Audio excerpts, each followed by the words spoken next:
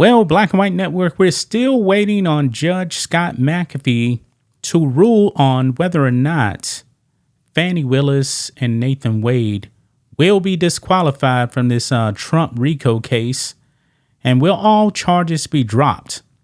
Will another attorney's office actually pick this up? We do not know. But it's not looking good for Fani Willis, in my opinion.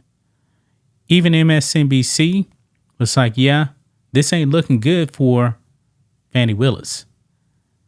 This woman lied on the stand, man. Nathan Wade lied to Terrence Bradley, looking like a coward.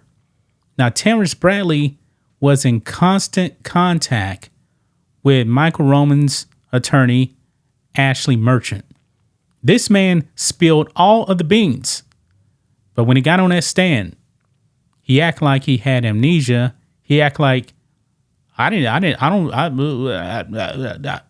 kind of thing. Yeah. He said that he speculated that they actually had a relationship before they actually said it. Folks, this man was terrified. Terrified, man. This Trump RICO case, man, I think it goes all the way up to the top.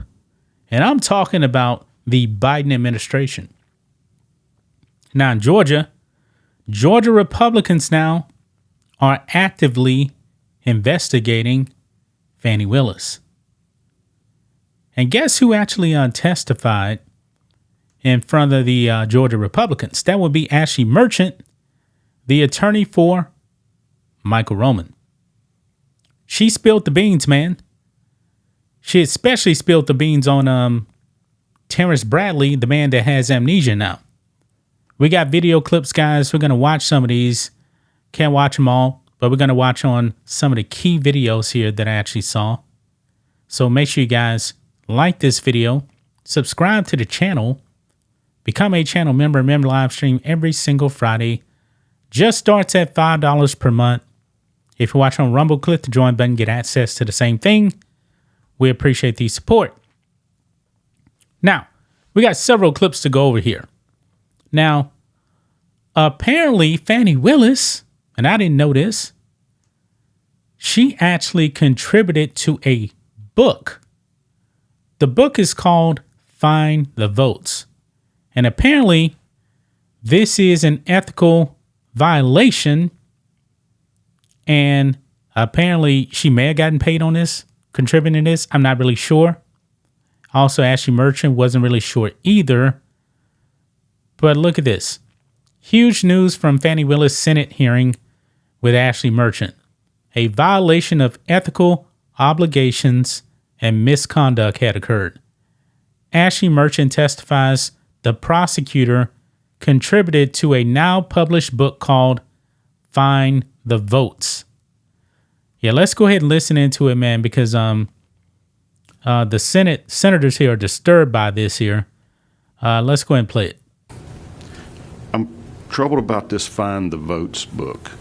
Are you saying that the prosecutor has been discussing an ongoing prosecution and her prosecutorial strategy and indictment strategy to authors of a book during the course of the prosecution? Yes. And yes. that book has now come out? It is. I don't think I brought it with me.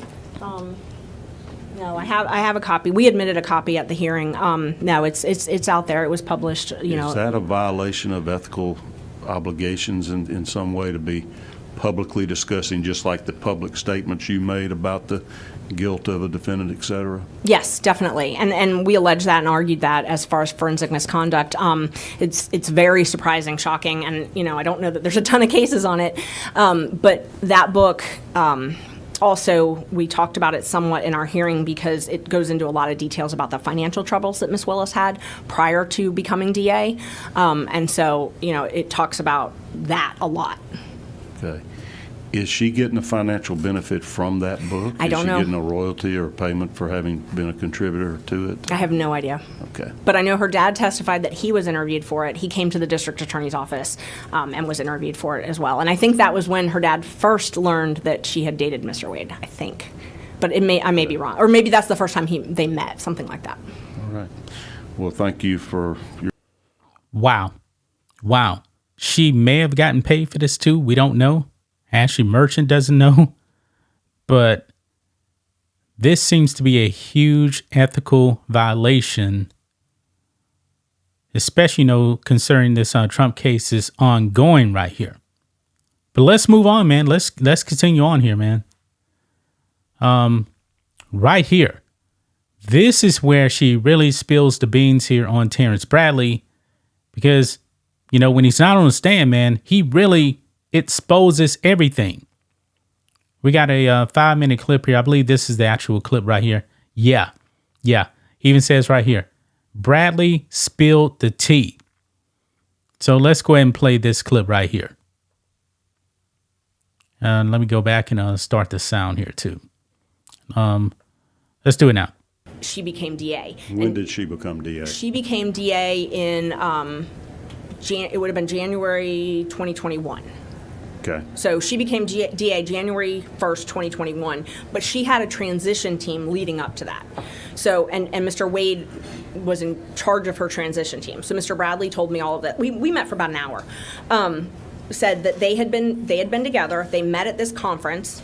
Nathan was still married, and Mr. Bradley was upset because of what happened in the divorce. He was upset because they were still married, the Wades were still married, and he essentially just left her after meeting Miss Willis and dropping the kids off at college. So. And Bradley was Wade's attorney in that divorce action you're talking about? Okay. Yeah. Yeah, we're talking about the guy that has amnesia now. He was very, very upset with Nathan Wade for pretty much leaving his wife out on the street. Yes, I didn't know that at the time. But they were law partners. They had been, Okay. yes. Okay. And I actually don't know if he was still his attorney when he talked to me. I don't know if he was or not. All right. Because at some point, Mr. Wade represented himself, and then he hired a different lawyer. So I didn't know anything about the divorce at that time. So Bradley did not like the way Wade had treated his wife, He did not.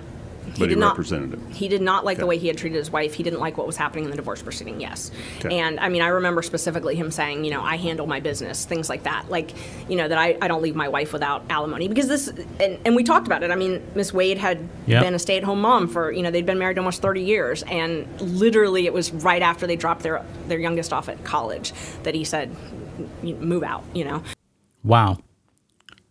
Fani Willis is a home wrecker. A home wrecker. That's what we call them. And so we went through, I was obviously interested in, wait, what? What's happening? Walk me through this. And so he was telling me about the access cards, that Mr. Wade had access cards, telling me about the contracts, told me about their contract, that they had that Nathan had brought them the contract for the first appearance hearings. They had a contract for that. We didn't talk about that yet. That they had the contract for the taint work, and then ultimately that Nathan was hired as the attorney on this case. That they had been dating before, and he told me, they met at hotels. He would go to her place. And I remember him saying, you need to find her bestie who they had a falling out. That's the person whose condo it was that they would meet at. And wow. So they're talking about the lady in the hearing that said that this relationship began in 2019.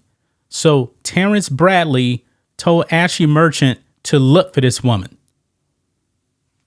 Astonishing, man. And did you later determine who that bestie was? Yes, it was Robin Yurdy. It was not until sometime later that I determined that. It was very difficult to determine who that was because he did not remember her name. But he knew her by sight? He did. Did he later confirm to you or identify who she was? Yes. So I had sent him a couple pictures or showed him a couple pictures of some other folks or This names. was in January of 24, right Yes. before your motion? It was. It may have even been after I filed the motion. It was around the time. It was either before or around the time, but it was in January. I had gotten some open records requests from the DA's office. They had a contract. Yep. We just put on the screen There it is, some of the perfect. text messages that you produced to us. Yes. This yes. is Right from there. your phone, It is. And and so you're talking to Terrence Bradley, I see over there on the left. Yes, and so when you see on the 14th, that one that's right in the middle that says file attachment with MIME type, that Yes. is a picture of her.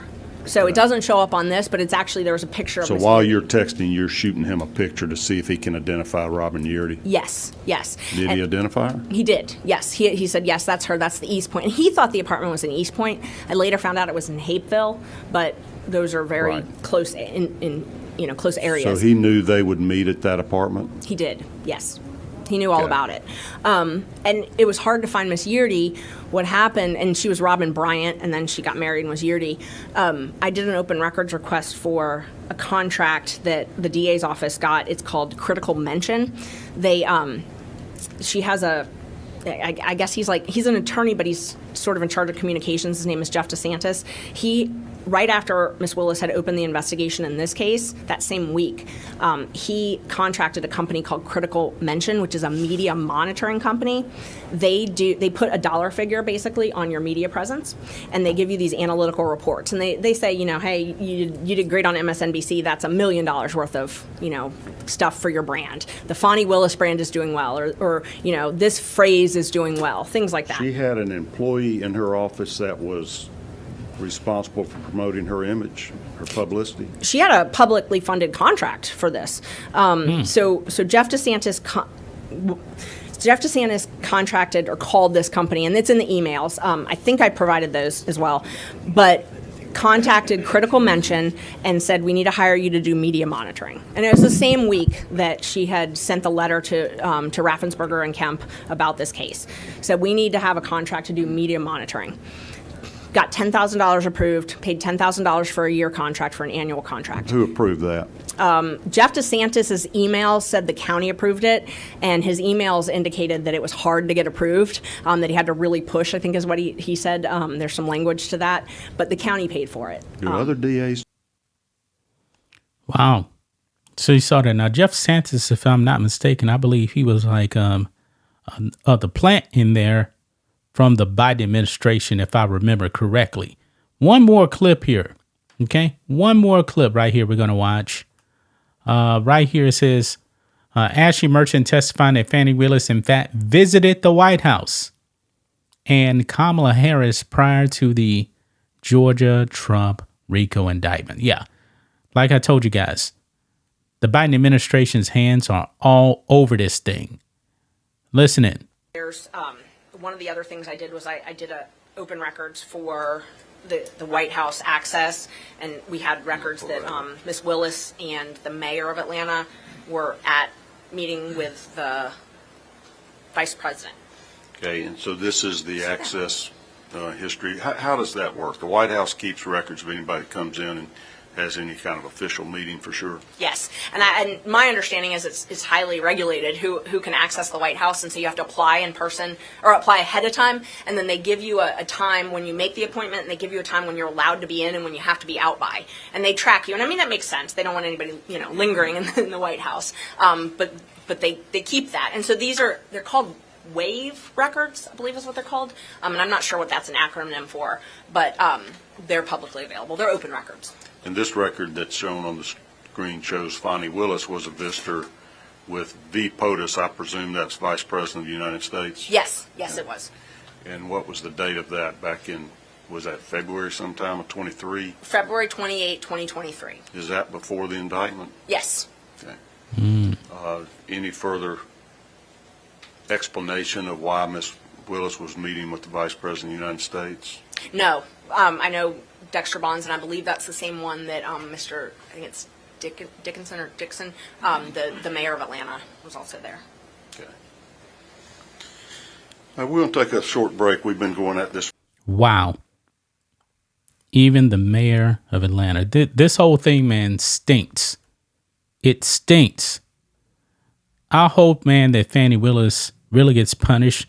Terrence Bradley, man, who seems to be the man that knows everything. Everything. This man more than likely perjured himself on the stand. I know he said he was terrified, but this man clearly has lied. They've all lied, man.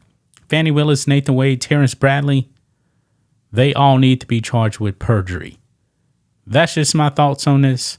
What do you guys think of this? Black and White Network fans, let us know what you think about all this in the comments. Make sure to subscribe to the channel. And we'll catch you next time.